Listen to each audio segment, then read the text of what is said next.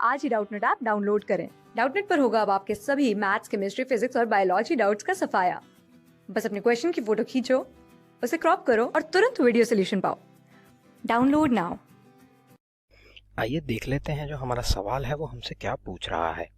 तो सवाल है, regeneration after injury is absent in. अगर हमारी बॉडी में कोई इंजरी होती है तो उसके बाद कौन से जो टिश्यूज होते हैं वो रीजनरेट करने की कैपेसिटी नहीं रखते हैं, यानी कि कोई भी इंजरी होने के बाद वो रीजनरेट नहीं हो सकते हैं। हमें उन्हीं के बारे में बताना है।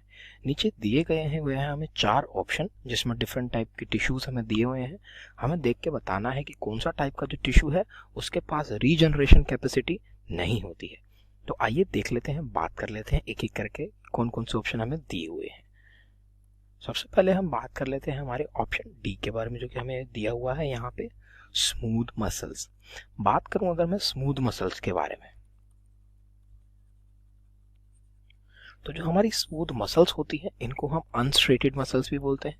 अनस्ट्रेटेड इसलिए बोलते हैं क्योंकि इनके ऊपर कोई डार्क या लाइट बैंड नहीं होते हैं जिनकी वजह से स्ट्रेशंस दिखती हैं। तो इनके ऊपर स्ट्रेशंस नहीं होती है, बैंड्स नहीं होते, इसलिए होती हैं अनस्ट्रेटेड। इसीलिए इनको बोला जाता है स्मूथ मसल्स। और अगर मैं बात करूं इनकी लोकेशन के बारे में, तो जो हमारी स्मूथ मसल्स पाई जाती हैं ये लाइन करती हैं हमारे जितने भी होलो विसरल ऑर्गन्स होती हैं उनको करती हैं ये लाइंस हमारी। जैसे कि अगर मैं एग्जांपल बताऊं तो ये हो जाता है हमारे लंग्स, या जितने भी हमारे इंटरनल ऑर्गन्स होती हैं उनको लाइन करते हैं हमारे स्मूथ मसल्स। तो ये तो मैंने बात कर ली हमारी स्मूथ मसल्स के बारे में, और स्मूथ मसल्स कहाँ पे पाई जाती है हमने वो भी देख लिया। बात करूं अगर यहाँ पे जो क्वेश्चन पूछ रहा है वो पूछ रहा है कि अगर इंजरी हो जाती है तो उसके बाद रीजनरेशन कैपेसिटी, तो हम यहाँ पे बात करते हैं हमारी स्मूथ मसल्स की रीजनरेशन कैपेसिटी के बारे में कि उनकी कैपेसिटी कैसी होती है।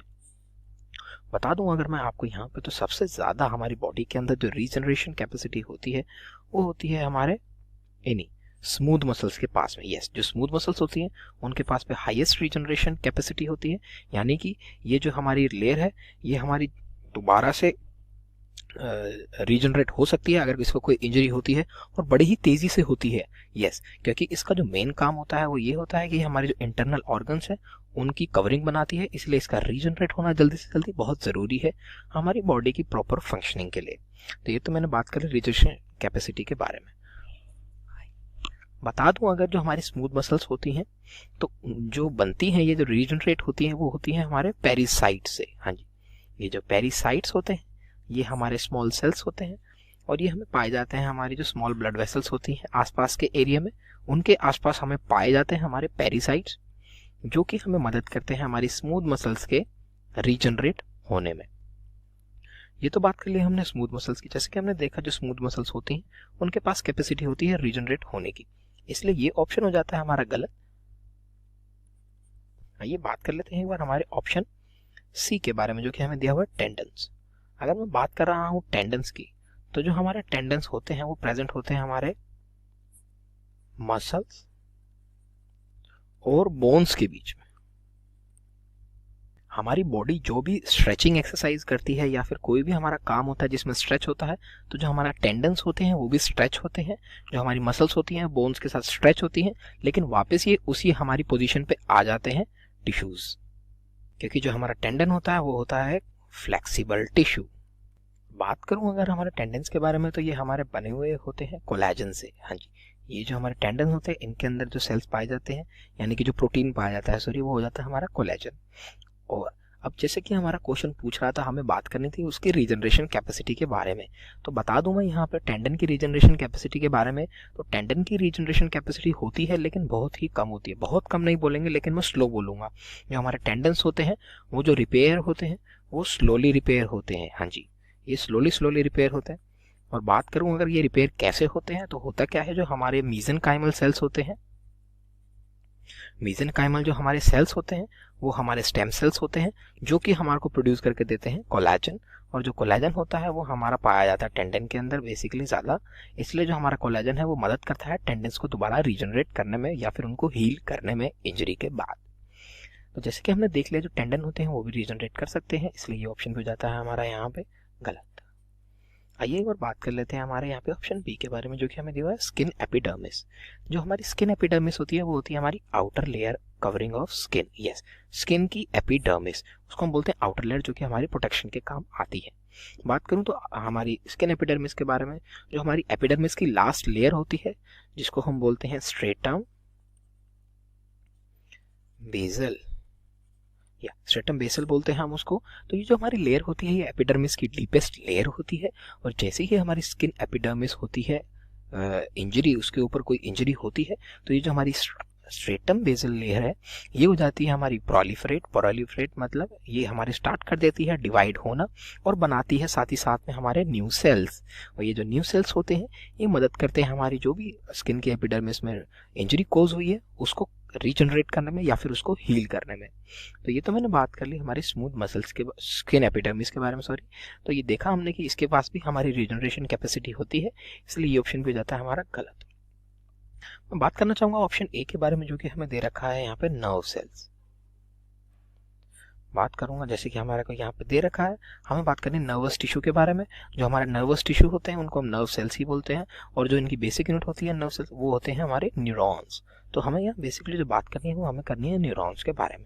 अगर मैं बात कर रहा हूँ यहाँ पे न्यूरॉन्स के बारे में, तो मैं बता दूं यहाँ पे जो न्यूरॉन का जो मेन काम होता है वो ये होता है कि ये जो हमारे सिग्नल्स होते हैं इसको करते हैं ट्रांसमिट। हाँ जी, जो हमारा स्टिमुलस होता है उसके पास से ये हमारे लेके आते हैं ब्रेन तक सिग्नल, और जो हमारा ब्रेन है वो करता है इन सिग्नल्स को इंटरप्रेट और इन्फॉर्मेशन निकालता है। तो ये तो काम हुई न्यूरॉन्स के बारे में। बात बता दो जो न्यूरॉन्स होते हैं वो हमारे पाए जाते हैं एक क्यूसेंट स्टेज के अंदर। क्यूसेंट स्टेज या फिर हमारी जी नॉट, ये जो हमारी जी नॉट होती है, जी नॉट स्टेज जो होती है हमारी, उसमें हमारे जो न्यूरॉन्स है वो रिजाइड करते हैं। अब बात कर लो जो हमारी जी नॉट स्टेज है वो क्या होती है। जो हमारी जी नॉट स्टेज होती है वो होती है डोरमेंट स्टेज, यानी कि अगर कोई सेल हमारा जी नॉट स्टेज में चला गया है तो वो आगे डिवाइड नहीं होता है। हाँ जी, और बता दूं जो न्यूरॉन होते हैं वो हमारे हमेशा ही जी नॉट स्टेज के अंदर रहते हैं, इसका मतलब वो कभी भी डिवाइड नहीं हो सकते हैं। ये तो मैंने बात करी एक रीजन के बारे में। एक और रीजन बता दूं यहाँ पे मैं आपको न्यूरॉन्स के बारे में। जो न्यूरॉन्स होते हैं उनके अंदर नहीं पाए जाते हैं हमें सेंट्रियोल्स। तो जो हमारे सेंट्रियोल्स होते हैं उनके बारे में बताऊं तो ये हमारे रिस्पॉन्सिबल होते हैं स्पिंडल फाइबर बनाने के लिए, और ये जो हमारे स्पिंडल फाइबर होते हैं ये यूज होते हैं ड्यूरिंग आर माइटोसिस और मियोसिस, दोनों में ही जो हमारे स्पिंडल फाइबर हैं वो होते हैं यूज। और बात बता दो जो स्पिंडल फाइबर का जो रोल होता है वो ये होता है कि जो स्पिंडल फाइबर है वो न्यूक्लियस के अंदर जो हमारा क्रोमोसोम्स पाए जाते हैं उनसे जाके करते हैं ये अटैच और उनको करते हैं डिवाइड, ताकि जो हमारा सेल है वो हो सके डिवाइड। तो देखा जाए तो हमारे स्पिंडल फाइबर या फिर हम बात करें सेंट्रियोल के बारे में तो वो हमारे रिस्पॉन्सिबल होते हैं या एक पार्ट प्ले करते हैं हमारे सेल की डिवीजन में। जैसे कि हमने देखा जो न्यूरॉन्स होते हैं एक तो वो पहले से ही नॉन डिवाइडिंग या डोमेन स्टेज में होते हैं, और साथ ही साथ उनके अंदर नहीं पाया जाता है हमारे जो सेंट्रियोल्स है वो भी इनमें नहीं पाए जाते हैं।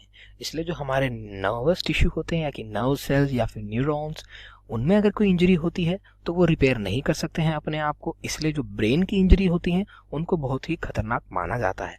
तो जो हमारा सही उत्तर होता है दिए गए सवाल के लिए वो हो जाता है option A, that is nervous tissue.